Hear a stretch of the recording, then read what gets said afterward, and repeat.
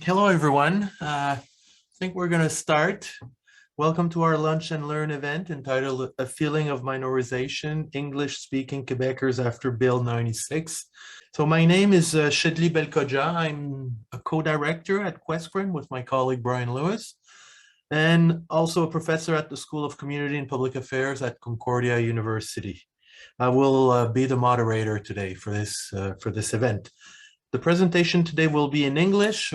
Donc, tout d'abord, permettez-moi de commencer par reconnaître que l'Université Concordia est située en territoire autochtone, lequel n'a jamais été cédé. Nous reconnaissons la nation Gananyan-Gaha comme gardienne des terres et des eaux sur lesquelles nous nous réunissons aujourd'hui. Montréal est historiquement connu comme un lieu de rassemblement pour de nombreuses Premières Nations et aujourd'hui une population autochtone diversifiée ainsi que d'autres peuples y résident. C'est donc dans le respect des liens avec le passé, le présent et l'avenir que nous reconnaissons les relations continues entre les peuples autochtones et autres personnes de la communauté montréalaise. We are very excited today to have with us Jérôme Melançon, Associated Professor of French and Francophone Intercultural Studies at the University of Regina. This presentation has been developed with the participation of Sheen Moore, Associate Professor of Psychology at the University of Alberta. And we're very happy to have Jérôme with us today. He'll be the only one presenting. Sean, I think, couldn't make it.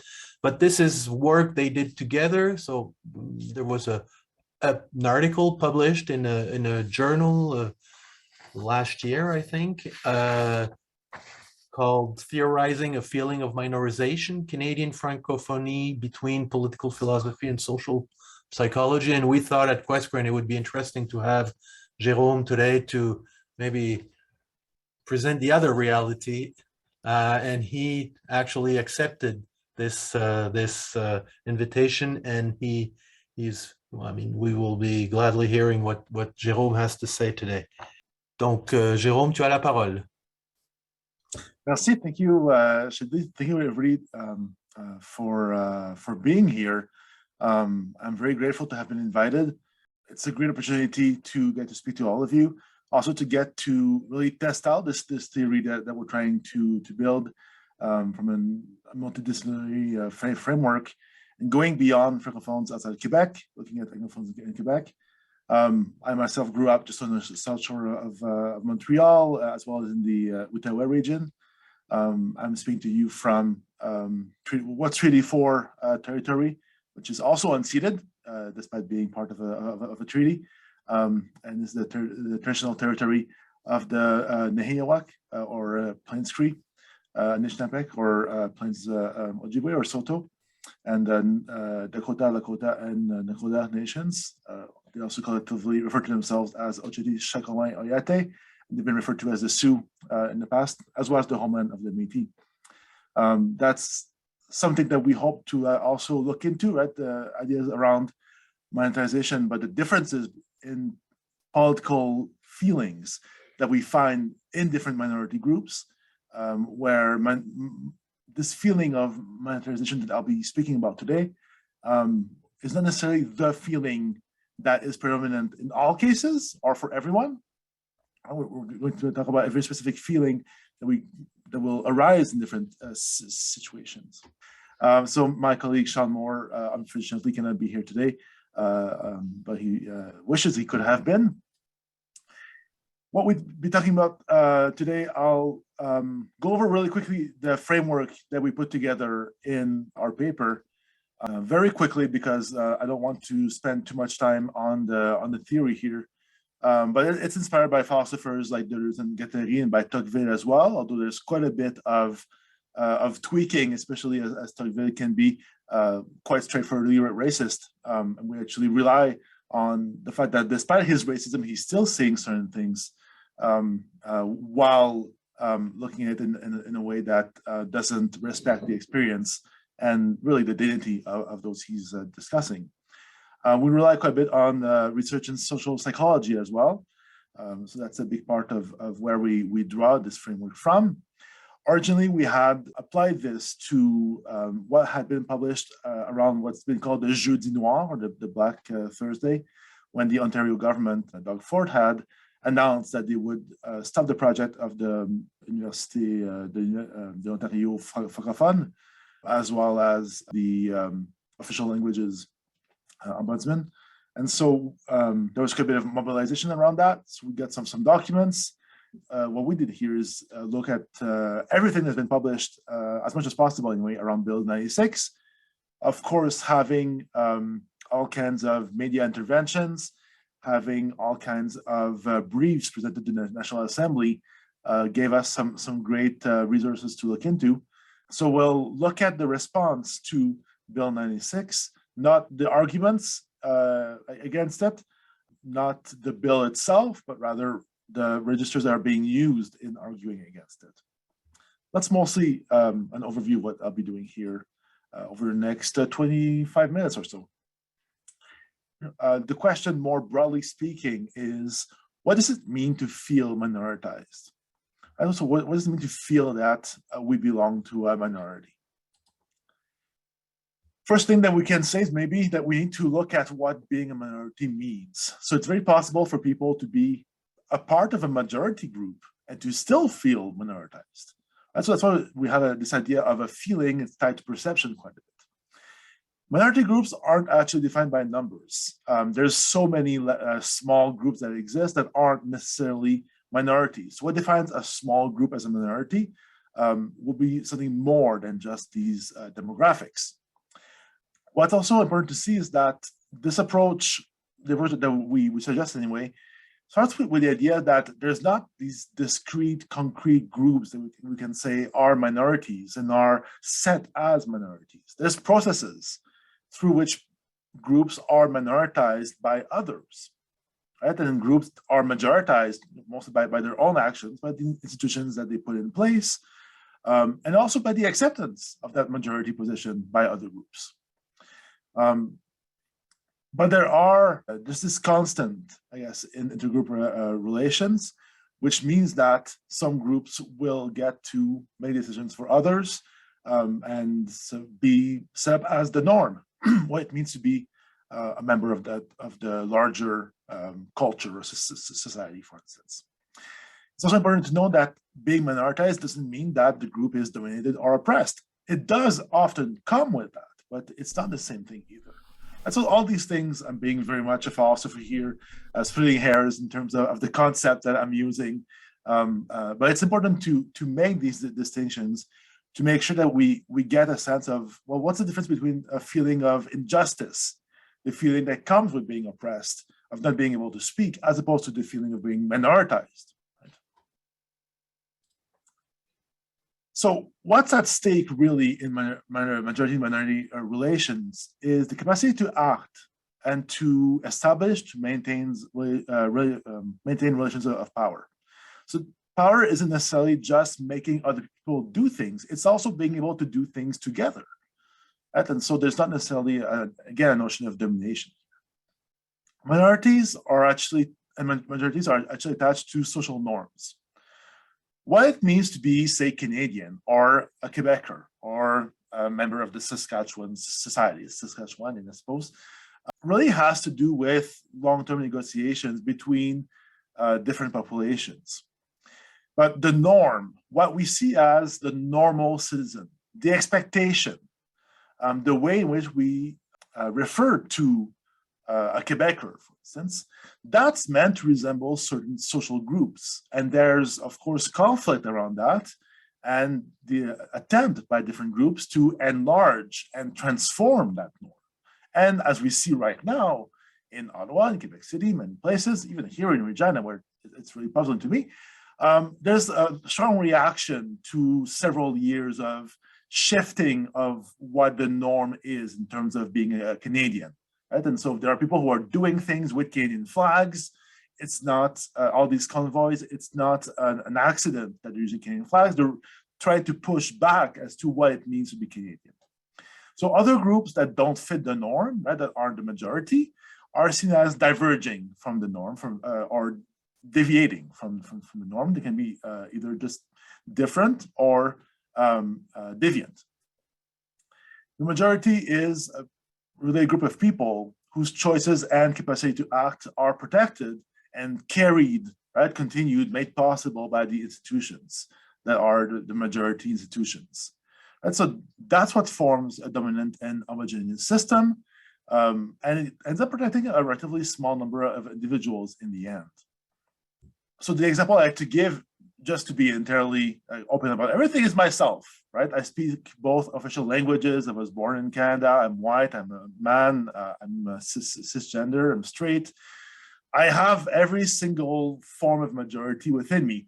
People like me are actually a very small number in this country. But this is what the norm looks like. And for a long time, when people looked at a citizen in Canada, they looked at something like this. Maybe with less fancy of a shirt. So you have these norms, right, that create, there are several norms, right, that create different vectors or different segments. That means that depending on where each person falls, they'll either be part of the majority or minority. Then you have that broader majority of those who are in the sort of normative position in all of those segments. This is all taken from Deleuze and Guattari. I'm just sparing you all the references to specific parts of a philosophical text. It doesn't make for good 20-minute snappy presentations. The idea here is that there's only one way to fit the norm, but every other way to not fit in that norm is possible. So there's a lot of creativity, inventivity, and even these norms can be very limiting for those who are living them. Just think about masculinity, right? The way it's enforced, the way that men are supposed to be men, even though that gives them power, it's not always clear or easy to follow those norms. People are actually punished for not following those norms. So, major point here, I just did that, right? So you can have very small parts or proportions of the population who form the majority. Right? So again, majority is not a matter of numbers. What is a minority in that case? So these are groups that don't look like what the norm is supposed to be, what the expectations are. People who often have to ask for accommodations. People whose experiences aren't taken into account. People who are discriminated against because they don't fit the norm. They don't fit the expectation, right, of what it means or why the institutions were put in place in the first place. That's why changing institutions is so important, because it then broadens what it means to be a normal person, that is, a person who fits the norm within that group or that space. Minorities are seen as deviant from the norm. They're localized into specific spaces, roles, professions. We still have a lot of professions that are overwhelmingly identified as with women, for instance. So the idea with these norms, these institutions, is to maintain social roles and groups the way that they are at the moment.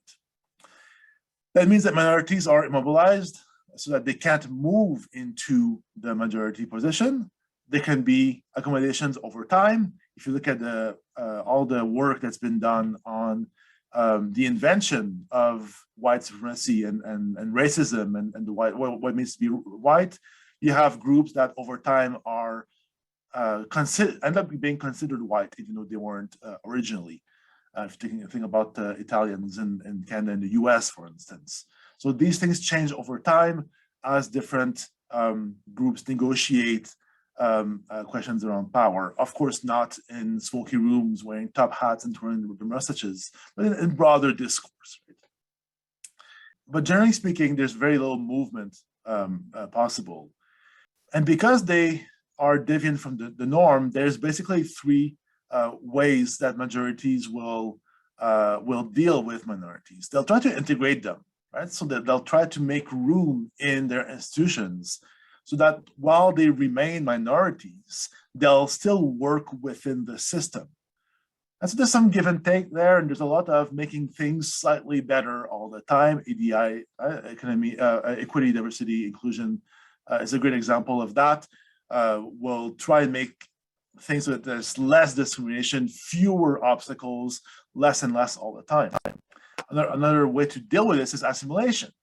There's a rich history of assimilation in Canada, starting with Indigenous peoples, obviously, at the federal government, different provincial governments going through that as well, where we really will try to lessen the things that separate the minority groups to make them more like the majority. Or elimination, of course, we have a history, an ongoing history of genocide in Canada when it comes to Indigenous peoples. When they cannot be integrated or assimilated, then elimination is a course that can be taken. Minorities will exist, right? They will be defined in relation to the norm and so on, but they gain a higher political significance when they question the borders of the majority, when they trouble the lines of separation. We'll see that a little bit when it comes to Bill 96, how that takes place, how English-speaking Quebecers do that. Minorities come out of this exclusion, right? I already sort of talked about that. They're seen as abnormal or different from what's normal when it comes to, say, the Quebec nation, what's expected, right? As when it comes to being a Quebecer, for instance. They also come out, right? This minoritization comes from the attempt to affirm, to maintain a norm in place, right? To stabilize the majority. So there's this constant back and forth, push from both directions. And so minoritization is never quite the same, always takes on new figures, right? It takes place always in new ways because the majority will respond to the ways that minorities are troubling that border, that separation, because they want more than integration and assimilation. So basically, what does it mean to be part of the majority or minority in politics? Well, do you have the right to decide for yourself and for others? Or are you mostly in a position where others will make laws for you, make decisions for you? This can be norms, this can be actual laws through institutions. It's not limited to the state. I don't want to say too much here. I want to be mindful of time, and I think Bill 96 is going to be a bit more interesting. So moving again towards the more social psychological aspect of things, and this is where my colleague would have been a lot more helpful than me, so I'll answer your questions best I can when this is over. This is tied to group identity. So group identity is based on the milieu, right? Everything that surrounds the individual. Individuals on the whole will identify with a group. This is what identity is. And so our model of identity is the same as majorities, minorities. It's a decision, an ongoing process where we identify ourselves with specific groups based on what we perceive to be our milieu, and based on a lot of emotions as well. Emotions will be that affective part of belonging will be very important. And it's also tied to choices that we make. Based on how the milieu changes, then our affective state will change as well. And so we can feel more or less part of a group. We can identify more or less strongly based on the events and these larger shifts. So we see changes, for instance, in what it means to be a Quebecer around Bill 21, where a lot of people have been reporting feeling less like Quebecers. The laws on laicity or secularism, it's not quite the same thing, but in France, created the same feeling of rejection as well, and feeling less French. So to make a difference here between our decision between emotions and feelings, emotions are very short-term, immediate explanations for these affective changes. I'll say, oh, I feel fear. Right? We associate words, and we associate a bundle of physical and emotional reactions together as fear or as joy. And it's really important that we develop this distinction and this understanding, this emotional intelligence.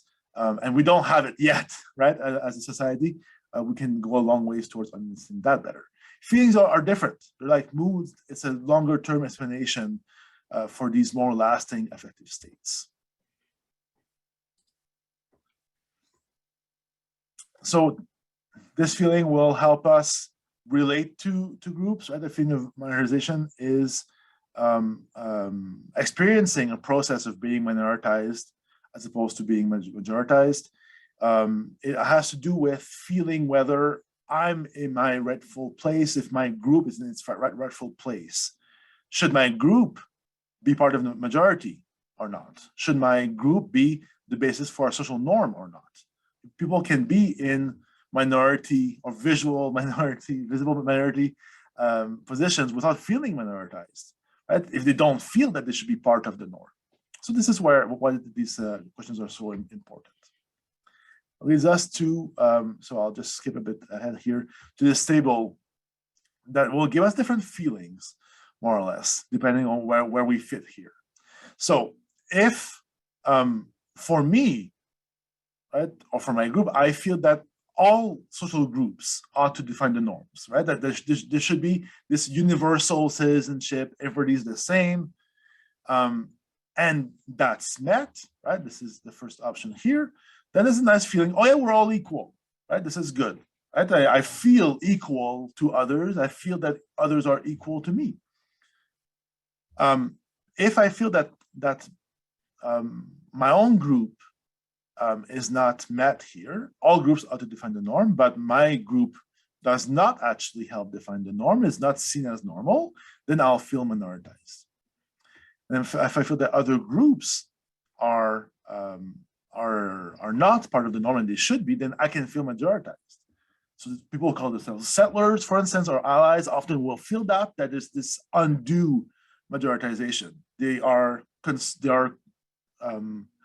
aware, I guess, of their position.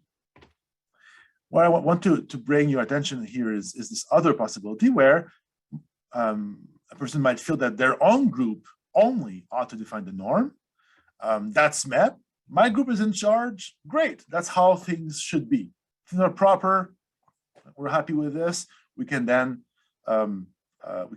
rule over other groups, if you will, or have the majority of the decision. This is what you see in aristocratic societies and in the democratic societies as well. And if you feel that your group ought to define the norm and that's not the case, then you'll also feel minoritized. So we'll get back to this when I'm done speaking about Bill 96. Very quickly here, something that this request to speak to you today has helped us do is to bring in this addition to our theory that we didn't have beforehand. When you look at francophones in Saskatchewan, for instance, it's pretty much straightforwardly French speakers within the larger Canadian unit. The province doesn't play a big part here. When it comes to English speakers in Quebec, however, there's this notion of being a minority within a minority, right? And so then you have a more complex idea where that table that was just given you doesn't really work, right? Because it's not as simple as one's own group and the other group. There's a larger issue at stake here. And overwhelmingly, what we see when we look at what's been published on Bill 96 is that English speakers in Quebec see themselves as a minority, but within the Quebecois minority in Canada in general. They're not, whereas they're seen by French-speaking Quebecers often as part of the majority, right? And so there's not an agreement necessarily here on where they fit. So I'll bring in this telescope afterwards. But the idea is that you've got these different parts, right, that side into one another. You know, this sequence of separate parts, right, that form a whole. But everyone is contained within the others. So yeah, you can separate them and they each function at their own level. They all have their own place, but they all fit within each other as well, right? And that's important to be able to say, well, there's this unity here in the end. So the idea here, this is the nice little drawing I stole from some academic paper in mechanics. The idea is that official bilingualism broadened the norm in Canada, right? What does it mean to be the norm? Well, being French or speaking French or English primarily does place you within the norm. These will be majority languages in Canada. Quebec governments say that's not the case. In fact, it should be. We should have official bilingualism, but English is the norm in North America or Canada. And so it established its own local norm through Bill 101. And Bill 96 is trying to bring a different norm. So it's saying, yes, there's this norm in Canada, in North America in general, within our own space, right? The scoping here. So if we take ourselves out of this larger part, we're our own society, right? And so we're going to have our own norm here. But then what happens in English, right? That's where this other group will be coming in here. So through official bilingualism, that's been changed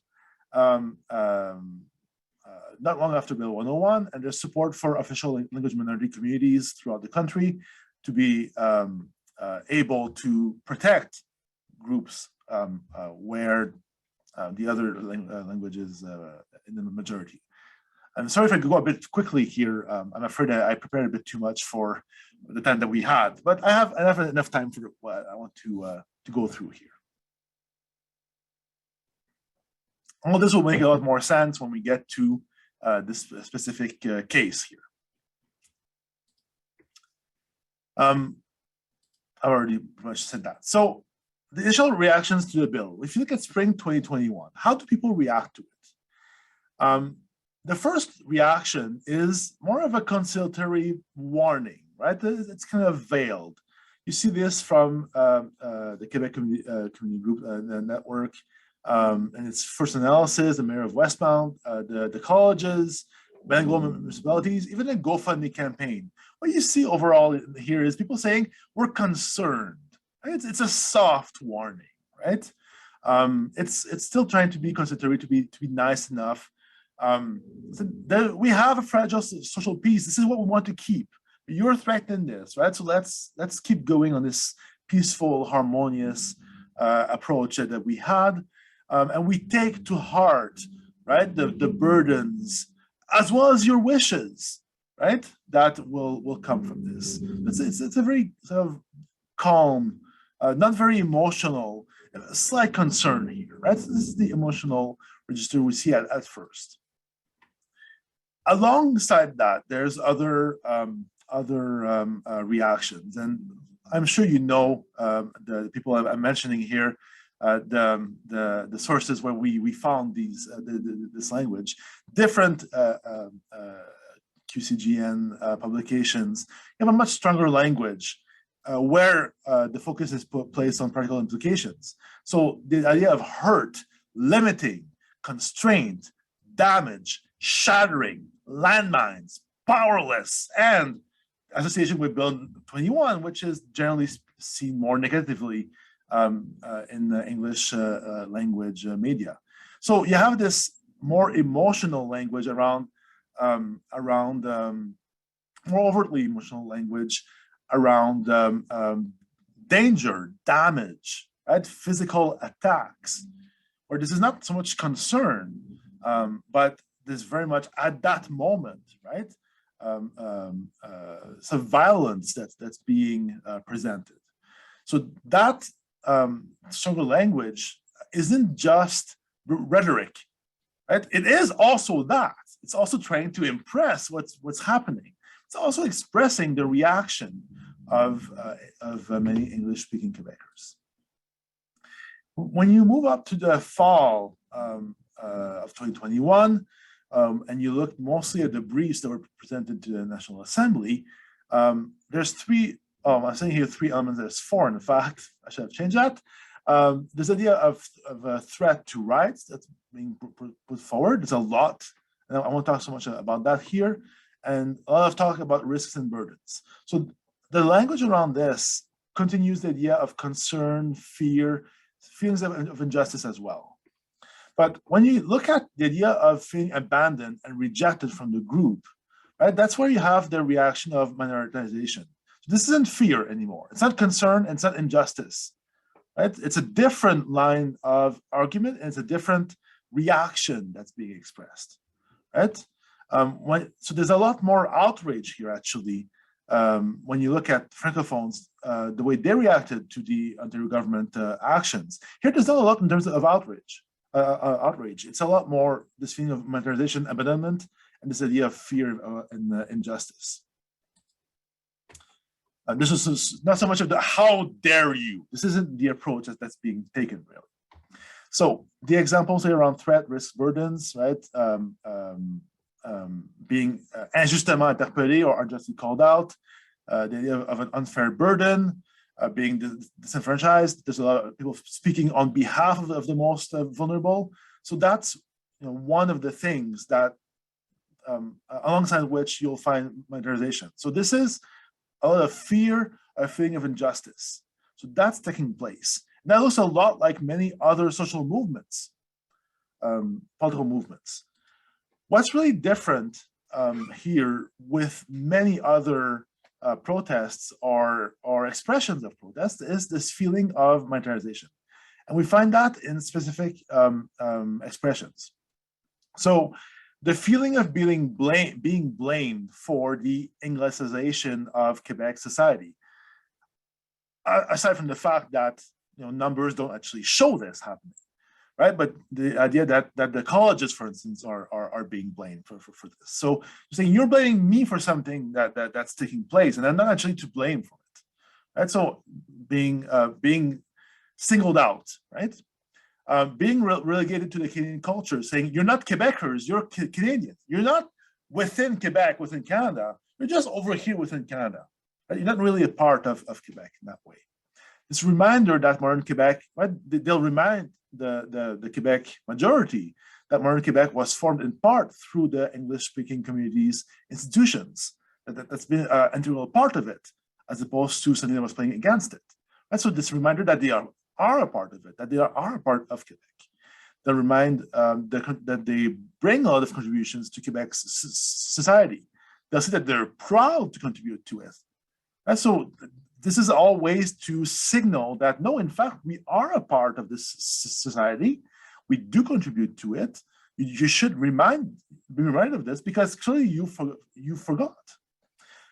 This feeling that they're not really welcome in the province, that's also being expressed. The idea that the government should reflect the society it serves, so that it does not in that moment.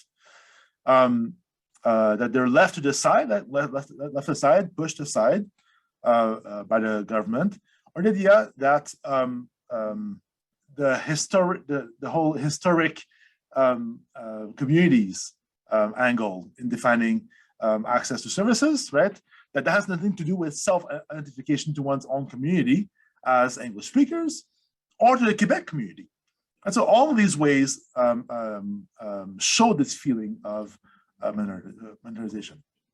So some specific quotes here, I won't read them all because I'm concerned about time, but the idea that this is the Townshippers Association. When I read that, I was so happy, not for them, I felt very badly for them, but happy as a researcher because they gave me what I was hoping to find, what I thought I would find. Right? The idea that their community has been vilified, been seen as a problem, right? There's ambiguity as to whether English-speaking Quebecers are even a part of the Quebec nation.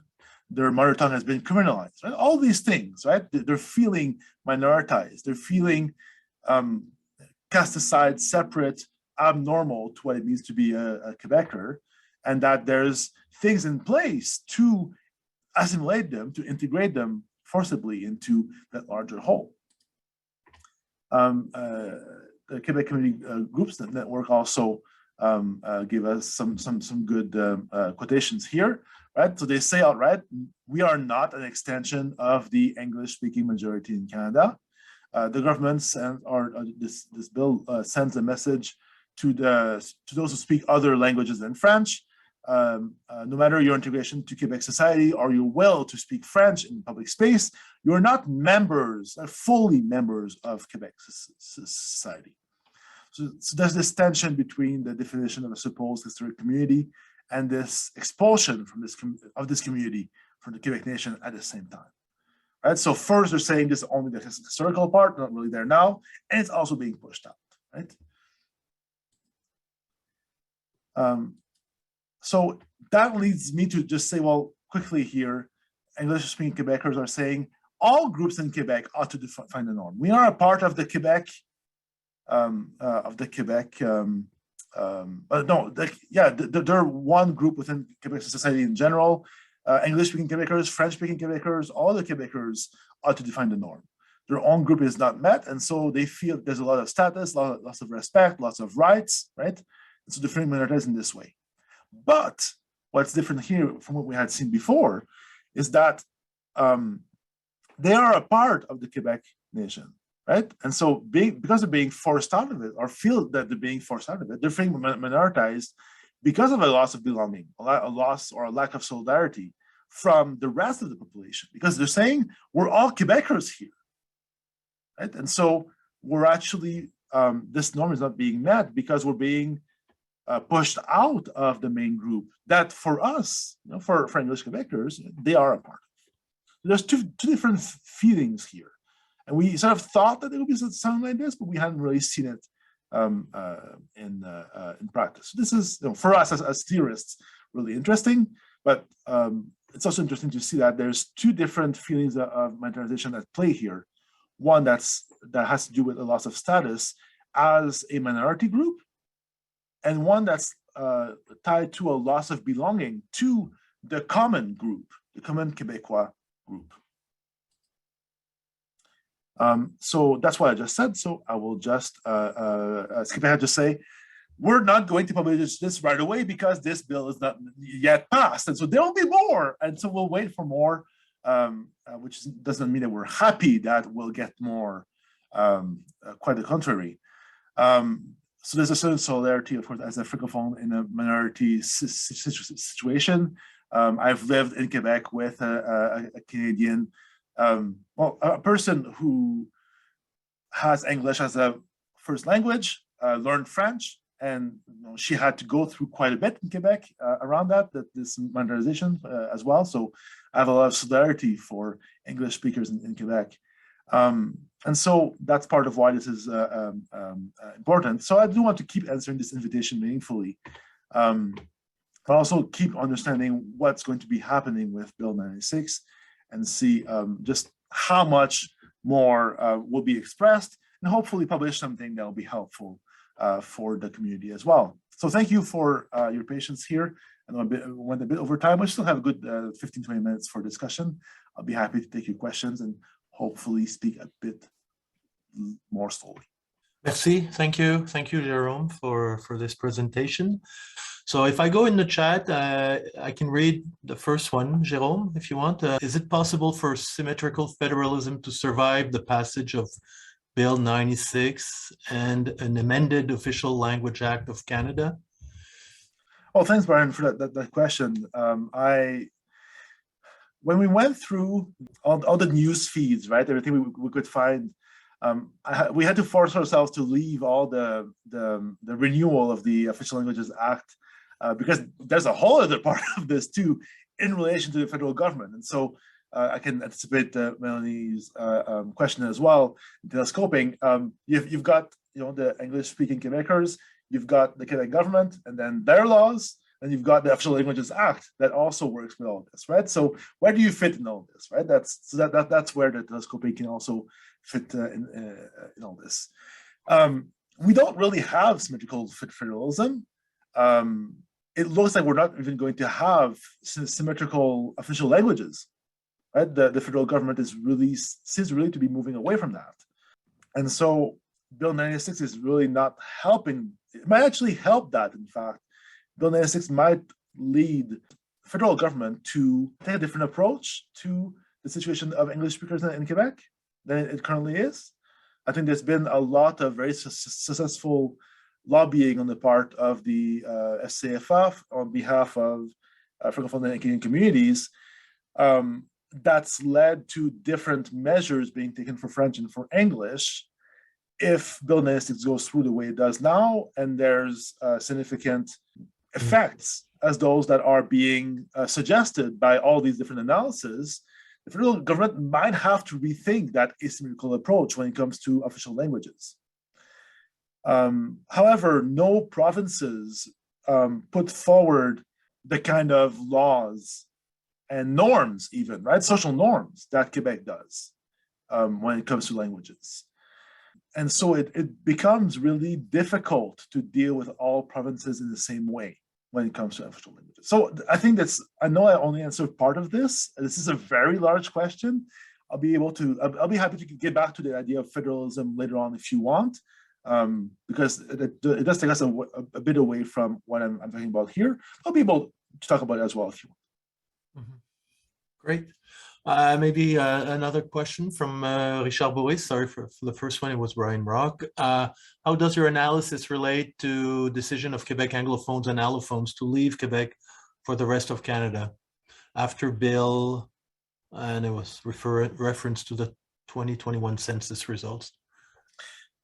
Yeah, there were some demographic movement we saw after Bill 101, around the referenda. Bill 21, we're seeing some as well. After Bill 96, it might happen as well.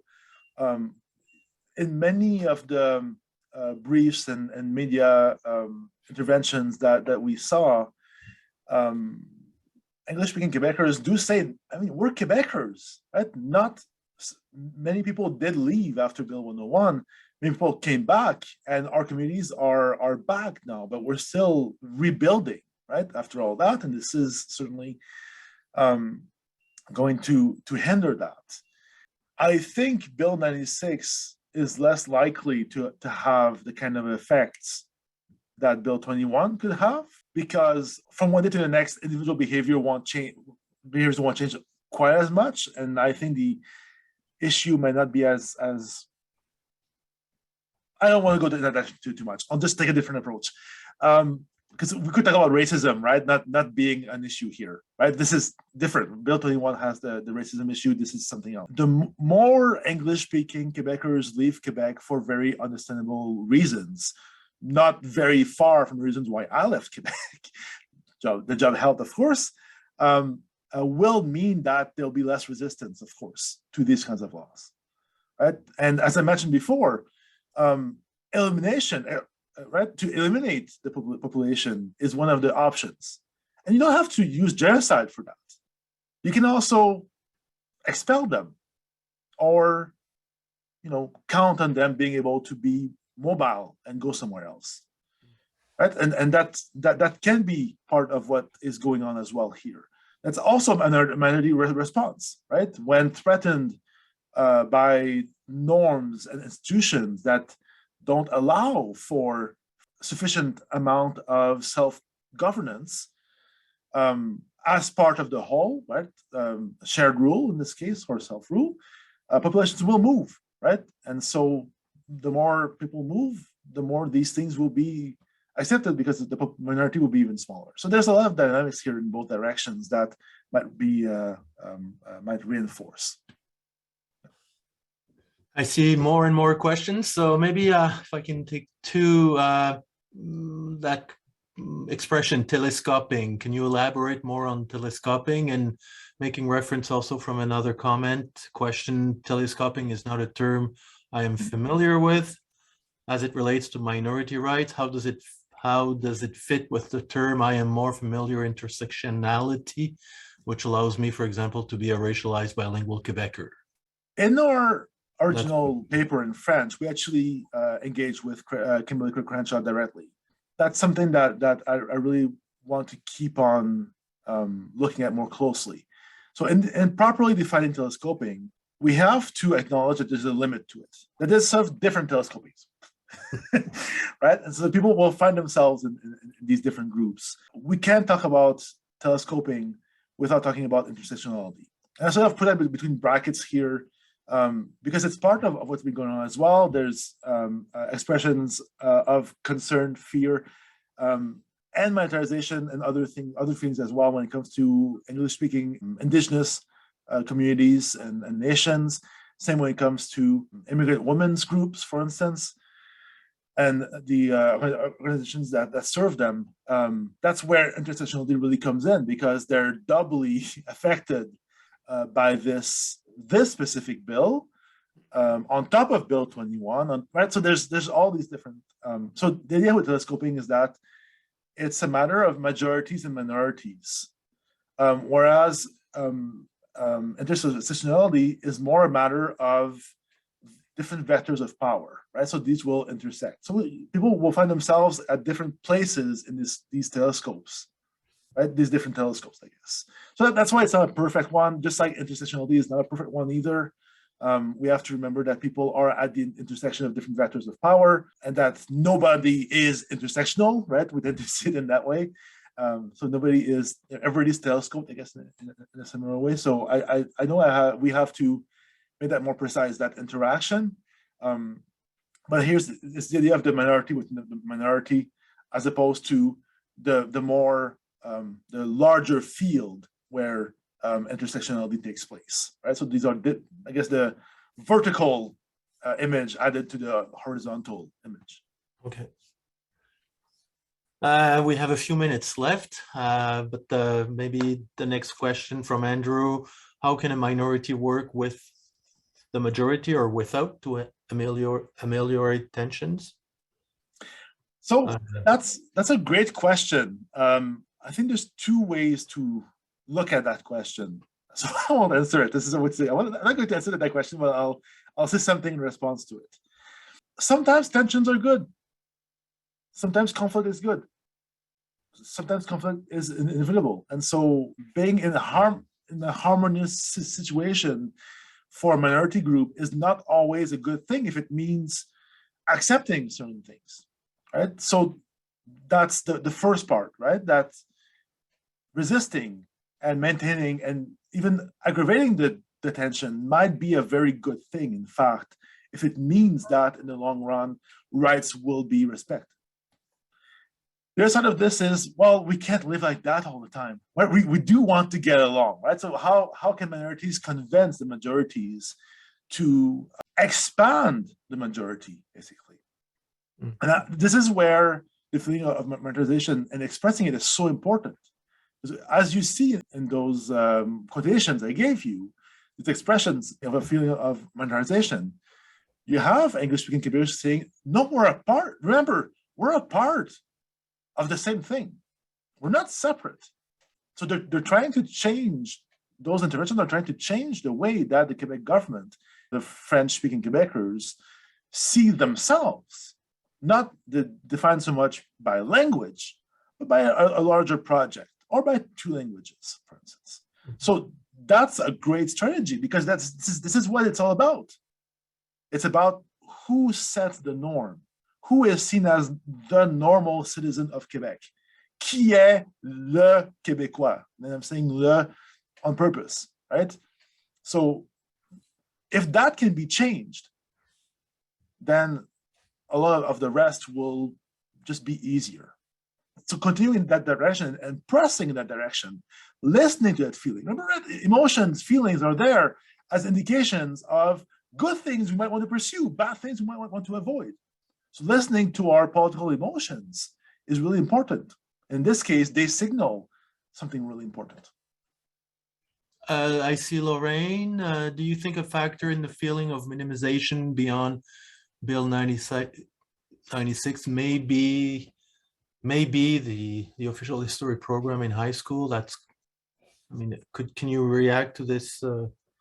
Yeah, I remember a couple of I think it was a brief and a couple other interventions reminding the Quebec government and the population in general that there's poverty in English-speaking Quebec communities. This is not the 50s, right? This is not the 1870s, right? Like, things have changed, but these popular representations of the majority and minority, right? What used to be the majority, this undue majority of position of English-speaking Quebecers at that time, is no longer the case. So the demographics have changed. And so absolutely, these representations are, and the history of it, what I learned as a French speaker in Quebec before I knew much more than yes and toaster in English, right? That representation is how that norm is maintained and reinforced. And you still hear it be brought forward a lot. But my father, saw somebody die on the job because the foreman only spoke English and couldn't warn them of the right dangers. Right? All those kind of things. Okay, sure. That explains a lot for the laws that were put in place then.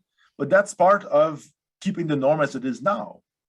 Right? This is not the case right now. this is not a concern at this point in time, right? So keeping up that representation is part of keeping the norm as it is and justifying the laws that are in place right now and the bills that are being pushed forward right now. It's a long way to say yes. Yeah, great. Well, I think we'll have to conclude. Sorry if I don't take all the questions in the chat, but I want first to thank Jérôme for his presentation. I think it's very stimulating, very rich analysis. I forgot to say at the beginning that I mean, you're a philosopher.